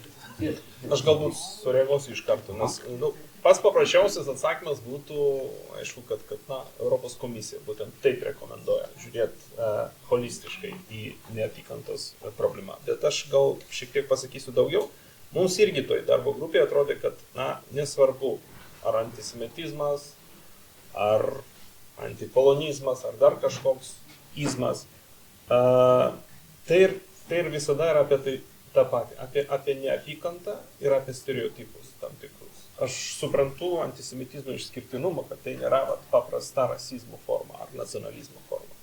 Bet todėl jis ir išskirtas iš tikrųjų plane kaip atskiras reiškinys, ne kaip ksenofobija tokia įprasta. Bet kartu manau, kad visgi tai buvo teisingas žingsnis, kad kovot reikia su bet kokia nesantaika. Nes tik taip holistiškai žiūrint ir holistiškai kovojant su visais reiškiniais mes galim pasiekti, nes kitaip bus tai, kad, sakykime, mes galbūt kažkaip sumažinsim antisemitizmo paplitimą visuomenėje, bet tada atsiras kažkoks kitas įsmis. Mes turim visus tos neigiamus dalykus suvaldyti. O ar tai pavyks? Pažiūrėsim iš tikrųjų, galbūt aš vėlgi pasikartosiu, galbūt aš turėsiu atsiprašyti, kad tai buvo neteisingas požiūris. Bet šiuo metu mes bent jau bandom daryti taip. Aš deleguosiu. Gerai, tai, matot, čia šiuo atveju iš tikrųjų, aš dabar turiu po ranka, čia kalkė yra, visom šalim rekomenduojama būtent taip, kad pirma dalis tai yra kova su antisemitizmu, po to ksenofobija ir taip toliau, o po to puoselėjimas gyvenimo. Čia tokia... Gina, jeigu galima, aš dar pridursiu, kad, po to, kai tas planas jau buvo patvirtintas, mes gavom, ir kitokių nuomonių, pavyzdžiui, iš Vytauto Sinicos, kad per daug tame plane yra apie žydus, kodėl jie tokie išskirtiniai, kodėl išskirti, o galbūt jis po 3 ar 7 metų irgi bus kažkokios valdančiosios koalicijos dalyvis. Tai, ta prasme, yra įvairių nuomonių, aš suprantu, kad čia mes tikriausiai manom, kad turėjo būti kitaip, kiti mato, kad žydų per daug tame plane. Nežinau, tai ta prasme, mes gavom, pavyzdžiui, iš tautinių mažumų tarybos tokį, galbūt nepriekaištą, bet pageidavim, kad galbūt kitoms tautinėms bendrijoms irgi reikia tokio atskiro plano, ten lenkams, rusams, galbūt istorinėms mažumoms. Aš dėl koncepcijų nesiginčiusiu irgi, nes turiu 2 nuomonės ir abi man jos patinka. Viena yra tai, kai turim specifinę ir grupę, ir situaciją, ir istoriją, ir daugybę dalykų, ir turim vieną išsamų labai planą, kas yra, manau, visai galva logiška. Antras, kai galim turėti daug planų, nes daugybė yra grupių, kurias diskriminuoja, kuriam kenkia labai specifiniai sakyta, bet tada reikėtų čia iš tikrųjų, jau dabar man sunku pasakyti, kaip politiškai reikėtų nuspręsti specialistams ir kitiems žmonėms, nes, tarkim, yra specifinės institucijos, tarkim, jūsų ir mūsų. Tarkim, mūsų institucija atsakinga už visų formų, religinės, visokios formos žmonių, kur viešo erdvėjos, reiškia, neapykanta ir taip toliau. Ne tik tautinės, ne tik religinės ten yra, mes turim ir dėl sveikatos ir žymo ūgio žmonių buvo klajumų. Turim ir daug grupių, ten yra ne 10 ir ne 20. Jeigu turėjom vieną žmogų, dabar turim 4 žmonės, konkrečiai kovai su neapykanta kitam, tai aš bijau, kad jeigu būtų 20 arba 30 planų skirtingas grupės saugant ir mums sakytų iš kiekvienos šiek tiek specifiškai darykite, aš truputėlį būčiau skeptiškas, ar žmonės, šis darbuotojas klausyk, Dainiau, kiek dar čia tų planų. Bet galbūt yra, pavyzdžiui, mūsų atveju iš tikrųjų universalios taisyklės. Aš tame plane prisipažinsiu, čia pirmai koncepcijai šiek tiek pritardamas labiau, kad gerai specializuotas planas. Galvočiau, kad tokiam kaip mano institucija, tokiam plane nebūtinai turėtų būti labai specifinių dalykų, todėl kad skirtingai nuo bibliotekų, atminties vietų, paminklų ir visą kitą, mes nedirbam su tokia tema. Mes stebim, pavyzdžiui, blogą sferą, tai kaip panašiai, galbūt, bet kaip policija. Jeigu muša kokį žmogų, mes turim jį ginti. Ir aišku, specifinė tema yra, ir ne tik antisemitizmas, yra specifinės grupės, nuo LGBT iki dar kitų, jos tikrai yra specifinės, nes ir formos persekiojimo, ir būdai atskirom grupėm skiriasi viešo erdvėje, beje, turiu atkreipti dėmesį. Tikrai. Ir kas dar baisus dalykas, ir man jis labai baisus dalykas, ir aš dabar prisipažinsiu, priešai bijodavau sakyti, bet nesakydavau, ES valstybių politika atskiromis grupėm irgi labai yra skirtinga. Nežinau, reikėtų plėstis. Bet, galėčiau kaip pavyzdį pasakyti. Yra kokia nors grupė, politinė grupė, kaip komunistai Lietuvoje, kurie uždrausti komunistų partijos. Bet graikų komunistų partija veikia. Tai aš nedrįsiu sakyti, kaip būtų reikėtų reaguoti, jeigu pas mus kas nors su graikų komunistais atskirus naratyvus, aš gal taip kitaip pasakysiu, padėtų garbinti ir kalbėti. Pagal mūsų jurisdikcijoje esančius dalykus būtų vienokia atsakomybė, pagal Graikijos visai kitokia. Dar nežinau, kaip įsivystytų, jeigu mes tą žmogų pagautume kur nors pasienyje Slovakijoje, dar šaržuoju truputėlį, bet aš labiau apginčiau planus, jeigu jie būtų detalūs, trumpi ir be abstrakcijų konkrečiai tematikai. Bet jeigu tame plane atsiranda daugybė institucijų su tokiais bendrom kompetencijom, aš jau tada biškai skeptiškas tokiam planui, nes gal nereikia rašyti visų, tik tai tas skaudžiausias, rimčiausias temas, kam bus resursai. Ten, kur nėra resursų, dar kitų dalykų, tada juos išimam ir tada tiktų ir atskiras planas. Gerai, trumpą komentarą. Aš vis dėlto vertinčiau, reiškia, tą 157 punktų planą kaip visiškai teigiamą žingsnį, bet aš kelčiau klausimų, kaip jis bus įgyvendintas. Aš pritarčiau visiškai čia prelegentui dėl to, kad antisemitizmas vienoje krūvoje su kitais dalykais galbūt netenka savo uniškalumo, bet aš turėčiau atkreipti dėmesį į čia ką tik nuskambėjusi pavyzdį ir norėčiau pasiūlyti gerbiamam Dainiui dažniau apsilankyti pas Vytautą Sinicą sienoje dėl to, kad čia buvo paminėta, kad jam žydų per daug. Niekam neužsidegė lemputė. Apie ką mes kalbam? Mes kalbam apie antisemitizmą. Seimo narys sako, šitam dokumente man yra per daug žydų. Ką tai reiškia? Kas nors jam ką nors pasakė, jo sienoje, tarp kitko, neuždara glutę. Užeikit Dainio, pasižiūrėkit. Aš suprantu, tai yra socialinis tinklas ir tai yra... Užeisiu tiesiog, visų neturiu laiko tiek resursų, bet užeisiu. Ne, tai yra tokie slidūs dalykai, bet žinot, jūsgi pamenat šitą, reiškia, ant ko laikėsi pasaulis. Taigi buvot jaunas ir buvo, reiškia, pono Tomkaus šitą dainelę dainuojama labai smarkiai. O pas Sinicą ką kitaip dainuojama. Ir suprantat, aš norėčiau pasakyti tokį dalyką, kad man atrodo, kad ateitis parodys, kiek tas planas yra, kiek jį galima įgyvendinti. Reikia suteikti šansą jam būti, reiškia, duoti įgyvendinti. Bet reikia nepamiršti vieno dalyko. Aš vėl kalbu ir grįžtu prie asmeninės atsakomybės. Kas nors, tai perkeltinė prasme, ponui Sinicai ką nors pasako, tai jisai leidžia savo tokius dalykus. Ne.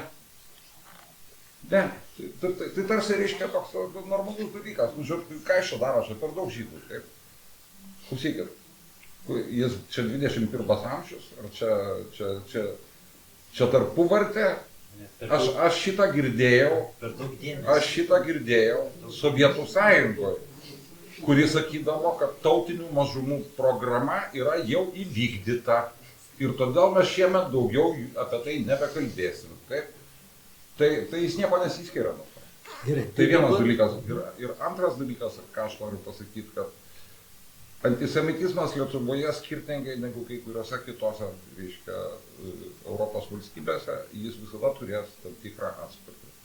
Ir tas atspalvis yra, reiškia, labai gerai visiems žinoma. Šita žemė yra permirkusi krauju žmonių, kurie buvo nužudyti dėl to, kad jų nekentė. Ir bet kokie veiksmai, kaip Faina sakė, pradžioje buvo žodis. Čia irgi pradžioje yra žodis. Ir aš čia noriu pritarti dar vienam dalykui.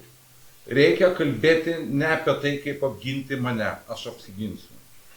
Ir kaip apginti Lianą, arba kaip apginti, reiškia, dar kažką. Reikia apginti visuomenę nuo šitos žalos. Ir tam, kad ją apginti, reikia suvokti, kokią žalą ji daro. Ne dėl to, kad, reiškia, pavadins žydberniu ar žydmergė. Tai kad užstos kokį nors, reiškia, žmogų. Čia žydų beveik nebelieka. Antisemitizmo apraiškos yra. Ir šitam šešėlyje, šitų išnaikintų žmonių, bet koks toks pasakymas, kad ir ponas Sinicos, jisai skamba siaubingai.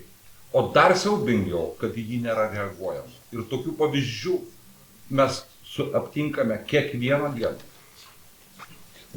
Aš tai siūlau pereiti prie jau tokio apibendrinančio žodžio. Gerai. Toks buvo poetas Majakovskis Rusijoje, ne? Jis sakė, planov Gramadijo, daugybė planų, naudos nežinau yra, bet nėra pradžios. Pradžia prasideda nuo suolo mokykloje. Jeigu mokytoja pasakys į vieną ausį, įeis į kitą išvis. Ar reikia vadovėlių? Vadovėlių nėra. Nėra vadovėlių. Vadovėliuose turi būti, reiškia, aprašyta visa istorija žydų Lietuvoje. Kiti sako 700 metų, bet aš radau dokumentų, kad žydai jau gyvena Lietuvoje, kaip dar nebuvo tokio vardo Lietuvoje. 9 metai iki to kunigo, kurį nužudė, Brunoną, jau žydai gyvena Lietuvoje. Va, tai 1000 metų reikia prašyti tose vadovėliuose. Bet žydų kiek tenai buvo? Apie 10%, 8%. Tai 8% istorinių vadovėlių turi būti apie žydus. A šitą, kur mes paaugę, tai mes prarasta jau programa. Mūsų neišgydys. Žinot, kaip sako, kuprotą išgydo tik kapas. Irgi su išlygom. Negarantuotai. Kągi, siūlyčiau, užbaigiam tam tikrus frazes. O dar klausimą patikslinti, pratęsinti prelegento. Atsiprašau, kadangi Raimundas buvo užsiminęs apie Free Palestina reiškinį, tai norėčiau paklausti detaliau. Jūsų manymų, kokios priežastys yra būtent to, kaip aš vadinu, Free Palestina protrūkio visoje Europoje ir konkrečiai Lietuvoje, juk jo reiškėjai buvo ne šiaip, ne tiek Vytautas Sinica, kiek jauni žmonės, galbūt gyvenantys kažkokiuose socialinių tinklų burbuluose ir taip atėjo būtent nepaisant į vadovėlių dėstymą apie holokaustą, žmonės čia buvo, kurie už Free Palestina manifestavosi, tai jie, kurie mokėsi lietuviškose mokyklose ir mokytojai jiems kalbėjo apie holokaustą, bet nepaisant to, vis tik tai įvyko šis reiškinys ir kaip jūsų manymų reikėtų su juo kovoti, nes čia pasireiškė replika į Sergejaus būtų žodžius, kad tai, kas yra antisemitizmas, tik tai žydai supras, nes čia buvo tas atvejis, kad visuomenininko Arkadijaus Vinokūro sūnus, pats lyg ir etninis žydas, padarė kažkokį priplastininį damašą Panerių memoriale, kažkas buvo tokio. Ačiū. Ačiū. Aš, jeigu galima, užviršuoti leisime politikui. Gal pradėkime tada nuo kolegos. Aš gal tik tai norėčiau pastabą dėl plano, tai man pavyzdžiui Romų įtraukimas į šitą planą atrodo teigiamas dalykas, vis tiek tas vadinamas ančigonizmas, kaip čia antičigonizmas, kaip rašome plane, yra tokia svarbi ksenofobijos forma, kuri Lietuvoje irgi yra, ko gero, gal net ryškiau pasireiškinti negu antisemitizmas netgi. Ir aš kaip istorikas tai noriu pasakyti vis tiek, buvo taip pat vykdomas ir Romų genocidas Lietuvoje ir kas trečias Romas buvo nužudytas nacių okupacijos metais ir man atrodo šita tema yra dar nepakankamai Lietuvoje, sakykime, tyrinėjama ir nepakankamai įamžinama, nes, pavyzdžiui, kiek žinau, Romų genocidui nėra skirta Lietuvoje nei vieno paminklo. Buvo idėja kažkada tai Pravieniškėse pastatyti paminklą skirtą Romų genocidui, bet patys Romai, jų bendruomenė užprotestavo dėl Pravieniškių, dėl tam tikrų priežasčių, kad siejama su dabartiniais nusikaltimais, ten kriminaliniais ir kitais dalykais, jiems tas nepatiko ir tas dalykas, kad reikia paminklo Romų genocidui, taip iki šiol ir nebuvo įgyvendintas. Tai, man atrodo, Romų įtraukimas yra į šitą planą teigiamas dalykas. Liena. Labai daug minčių, labai daug sudėtingų temų buvo paliesta. Dainius palietė ir tą interneto erdvę, kur iš viso jinai veikia taip, kad jokie čia veiksmai, renginiai, programos, planai neįtakoja tų dalykų, nes tam tikros jėgos dirba, stipriai dirba, intensyviai veikia, tam, kad paveikti kuo didesnę, kuo platesnę visuomenės grupę, veikti priešiškai, ar ne, arba įsijungti į visokias antigrupės. Tai čia turbūt ir vėl mes grįžtam prie tų mokyklų, ir vėl mes grįžtam prie to švietimo ir žinių, kad ir šiandieną mes esam vėl tokioje situacijoje, kai propaganda labai stipriai veikia žmonės, ypatingai jaunus žmonės, nes jie turi viduje dar tos jėgos eiti priešintis, už kažką kovoti, kažką įrodinėti, tai yra labai natūralu. Na ir turint mintyje, kad Lietuvoje buvo nužudyta ne kažkokia mažumų grupė, o bendrapiliečiai, ar ne, holokausto laikotarpiu. Kodėl labai svarbu ir kalbėti apie šį istorinį kontekstą, tam, kad išmokti pamoką. Nes kai mes mokomės iš praeities, mes galime nebedaryti klaidų ateityje. Ir čia gal aš taip labai viską sujungiu, bet vis tiek didžiausias dėmesys turi būti į tuos, kurie ugdo jaunąją kartą, tam, kad jinai būtų atspari visom grėsmėm, kurios yra ir bus ir dar didės. Tai kažkaip galim veikdami kartu prie to prisidėti. Dainiau. Dirbsime. Aš tikrai nesiplėsiu nuo kolegų, bet tik tai, ką galbūt norėčiau palinkėti, planą būtinai peržiūrėti kartą per metus. Jį koreguoti, taisyti, nebijoti taisyti. Aš nemėgstu to žodžio, bet valstybinės institucijos mėgsta tobulinti viską. Lyg tai tobulavau, bet dar tobulinam. Tai aš siūlyčiau, taip kaip Aleksandras, man patiko, jis pradėjo nuo to, kad netobulas, tai labai džiaugiuosi, jeigu kasmet bus tikrai grįžtama, tai bus gerai. Ir antras, galbūt ir savo norėjau palinkėti, aš Seimui pasiūliau, kad mūsų institucija kasmet teiktų ne tik ataskaitą, kas privaloma, bet buvo taip įrašyta 96 metais ir nekeista, nežinau kodėl, stebint viešą erdvę mums teikti rekomendacijas dėl demokratijos procesų ir mūsų visokio radikalizavimo visą kitą, kas 2 metus. Tai aš pas paprašiau Seimo, kad man leistų kasmet pasiūlymus teikti ir pačiam dirbti, tai aš nenorėčiau nieko įsipareigoti, bet labai norėtųsi tam plane kiekvienam savo darbą susirasti. Aš šiek tiek radau, ne viską, kas yra dar, ko man reikia, bet aš pasiūlysiu vėliau, tai mes su Aleksandru susirašysime. Ačiū, Aleksandru. Tai aš gal pasakysiu tokius kelis sakinius. Visų pirmiausia, rengiant šitą planą, mes analizavom ir kitų ES valstybių narių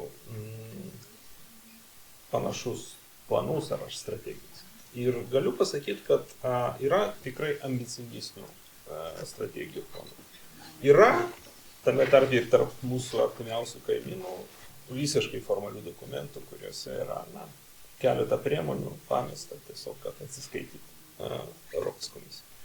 Man atrodo, kad mūsų planas yra kažkur per vidurį. Jis nėra toks ambicingas, kokio aš norėjau, kai pradėjau tą darbą prieš metus, bet kažkokia ambicija tame plane yra. Ir visgi pasikartosiu ir pritarsiu tai nuomonei, kurią išsakė ir kolegos, kad planas tai yra pirmas žingsnis, bet svarbu yra ir įgyvendinti tą planą. Ir šiaip nuolat su tais antisemitizmo, antičigonizmo, kitokiom ksenofobijos formom kovoti. Be jokių planų, tiesiog prisidėti prie to. Labai teisingai jūs visi čia kalbate apie mokytojų pareigą, bet aš manau, kad mokytojai tai yra tik dalys.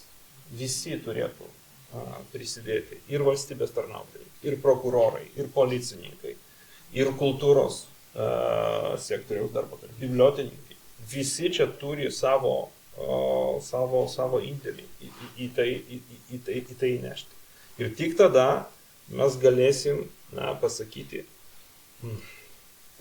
jeigu jūs paklausit manęs, ar aš esu optimistas dėl to, ar mums pavyks, pavyzdžiui, sumažinti ksenofobijos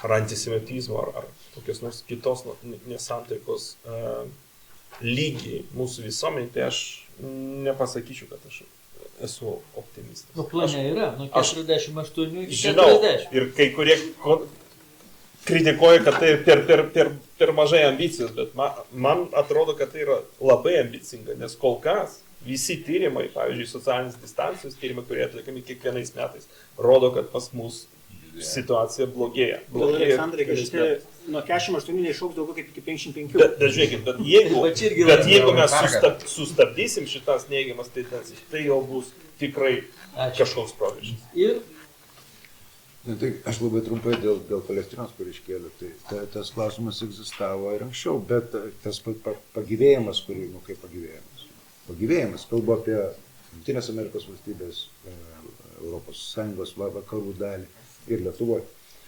Tai mano tik tai pastebėjimas būtų toks, galim per Ameriką truputį kitą situaciją, vakarų kita pas mus trečia, bet man visą laiką klausimas iškyla toks, jeigu nebūtų Hamas teroristinio akto prieš Izraelį spalio mėnesį, ar būtų tokia situacija Amerikoje, Europoje ir pas mus? Nebūtų. Nes būtų pasirašytas 2 valstybių konceptas ir būtų pradėtas įgyventi, tai dabar jau vyktų 2 valstybių koncepcijos įgyvenimas ir viskas nurimtų. Bet grįžtant prie to, ką mes čia šnekėjom, tai tikrai čia sunku papildyti, bet visų pirma, gal grįžtant į tą pastabą dėl politiko atsakomybės, tai aišku, kad čia number 1 yra politiko atsakomybė, surandant resursus, žmogiškuosius, žmonių ir finansinius, taip toliau ir panašiai. Bet visų pirma, taip sakant, politiko atsakomybė prieš politiką. Nes buvo paminėta viena iš to, aš prisimenu, kai vienas iš dabar teisiamų už antisemitizmą asmenų tik bliurtelėjo Seime, tai iš karto šokom, iš karto pareiškimus pradėjo. Ir paskelbėm persona non grata, dalis nesisveikino su. Tai aš manau, kad nuo politiko elgsenos, tame tarpe, kaip jūs minėjote, dalis visuomenės. Nu taip, dalis visuomenės, bet tai mes dabar legitimizuojam su tuo, su kuo mes kovosim. Tai aš manau, kad čia didžioji dalis šito plano įgyvenimas priklausys nuo žmonių, kurie įgavom motivacijų vedami tą darys, bet visų pirma, nuo politinio elito. Jeigu jis susitvarkys su savim, tai yra vilties. Ir aš dar prie vilties pridėsiu, kas ką bešnekėtų, aš džiaugiuosi, kad kolega Audrius Liaukaitį pamačiau, negalėjau nepaminėti. Jis gavęs yra premiją už filmą Vilniaus getas 2009 Romų gyvenimas iš arti. Vilniaus tas čigonų taboras, kurį sakė, kai kas ne šiaip sunaikinti narkotikus, bet sunaikinti čigonų taborą. Aš pamenu, buvo kalbos, sunaikinkim tą čigonų taborą. Ir man taip skambėjo kaip ir apie, bet mes žydų tą pačią temą turėjom. Aš labai norėčiau, kad mes ne tik istoriją žiūrėtume, bet ypač užčiuoptume šiuolaikiškas formas, kurios yra mano galva taip mutavę, pavojingai, kad kol mes ieškom praeitie atsikartojimų, mes sugaištam brangų laiką ir nueina dėja, bet modernesnės naikinimų žmonių formos ir grupių. Ir mes pradame ir Audriaus filmą, dėl ko aš prisimenu, jisai vieną žmogų pabandė modernioje Lietuvoje, tada buvo Europos kultūros sostinė, man atrodo, Lietuvoje. Tu pabandėjai nuvežti merginą, kuri buvo gyva, buvo į ligoninę, kad ją priimtų Romų tautybės merginą. Be dokumentų nepriėjo. Tai va, aš dėl ko norėjau užbaigti irgi frazę, kūrybiškai turim žiūrėti, kūrybiškai gerąją prasme, kaip užčiuopti naujas formas, todėl kad politika naujoji išmoksta kalbėti kartais irgi taip, kad gerai, blogai, bet blogai, kai kalba taip, kad galim iš karto pasakyti, kad čia blogai. O būna tokių, kur labai sunku. Ir Audriui ačiū už tą filmą, nes jis man po šiai dienai yra su vaikais labai gerai kalbėti, kaip žmogus to gali būti čia va šiuolaikinėje Lietuvoje ir niekam nerūpi. Tai ačiū, kad jūs keliate problemas. Ačiū, Audriui. Ačiū, kad buvote. Just one quick one. Thank you, gentlemen and lady. Thank you so much. I'll speak in English, but it's important for me. First of all, I agree with most of you, and I think the implementation will be, of course, the key, and goals and targets and milestones is very important. Having said that, I think everybody can hear me. I will invite all of you to have a look on our Facebook page. It gets a lot of interest recently, hundreds of comments. We're almost, me and my colleague Virginia, we're not hiding almost, but you need to see the level of the anti-Semitism bluntly by real people, not hiding with their own faces, not the trolls, the bots that we can recognize, the normal people that can easily speak out in Lithuania in 2026 with full anti-Semitic phrases. And to your point, and to your, Mr. Gentleman, some are in the sky because it's kind of anti-Zionism riding the wave of the recent war in Middle East, but it's a pure anti-Semitism. Don't make a mistake. You need to read that. You need to see the AI photos that they are putting there. It's unbelievable. And you need to do something with that, all of us. We need to do, because this is very, very dangerous. And just one last comment to your point. On October 8, all the propaganda of anti-Zionism was completely ready in advance. It wasn't by chance, by mistake, riding the wave. It was all planned. Yeah, it's the same point. Thank you for your comment. Thank you. Shimon is Deputy Ambassador of Israel. Okay. Just for those who don't know. Labai dėmiai skaičiau planą, santykinai dėmiai. Ir čia klausiausi. Daug abejonių, kritikos susakėjus buvo pilnai parodys rezultatas. Ir mano galva, jeigu mes analizuojam priešiškumo, agresijos genezę, yra pirmiausia nesusikalbėjimas, įtarumas, agresija. Tai mano galva, jeigu mes su bendruomenė viena ir kita, tai susikalbėjimas yra įrankis ir tos priemonės, kurios tą naudos, manau, tikrai gali duoti gerą rezultatą. Aš nesutinku su to, kad jeigu tu varai per jėgą, mokai, sakai, bet jeigu namuose kur nors pasakys, ten gerunda, nieko tas nebus. Ir turi būti šnekėjimas, dalyvavimas. Aš manau, tas duotų tikrai gerą rezultatą. Ačiū. Ačiū visiems, kad buvote. Ačiū visiems.